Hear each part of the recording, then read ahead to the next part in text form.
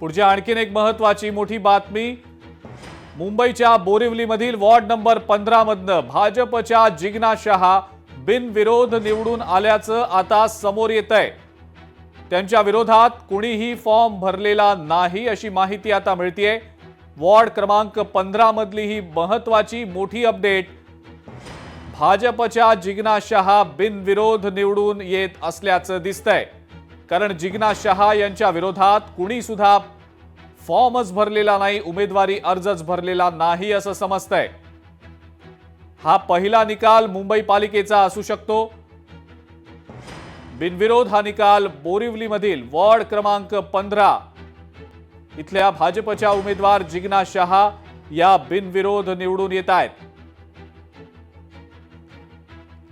पुढची breaking news बातमी पुण्यातली आहे। रुपाली ठोंबरे पाटील यांनी आपला उमेदवारी अर्ज भरलेला आहे। रुपाली ठोंबरे पाटील यांना 2 प्रभागातनं उमेदवारी मिळालेली आहे। अजित पवारांनी त्यांना 2 प्रभागातनं उमेदवारी दिलेली आहे। कसब्यातून 2 ठिकाणी त्यांना उमेदवारी मिळालेली आहे। प्रभाग क्रमांक 25A आणि प्रभाग क्रमांक 26B या दोन्ही ठिकाणी राष्ट्रवादी काँग्रेसकडून त्यांना एबी फॉर्म दिला गेलेला आहे आणि या दोन्ही प्रभागांमध्ये रुपाली ठोंबरे पाटील यांनी आपला उमेदवारी अर्ज भरलेला आहे। ही छायाचित्र देखील आता त्याची समोर आलेली आहेत। रुपाली ठोंबरे पाटील यांनी 2 प्रभागांमधनं आपला उमेदवारी अर्ज भरलाय।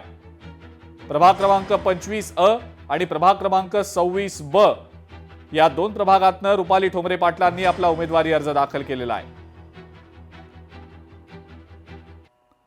राज्यामध्ये कुठेही युती तुटलेली नाही असं मंत्री उदय सामंत यांनी स्पष्ट केलेलं आहे। महायुतीतल्या दोन्ही पक्षांनी आपापले उमेदवारी अर्ज वाटलेत। मुख्यमंत्री आणि उपमुख्यमंत्री या संदर्भातले निर्णय घेतील। अर्ज माघारी घेण्याच्या दिवशी मार्ग काढू असं सुद्धा उदय सामंत म्हणतात।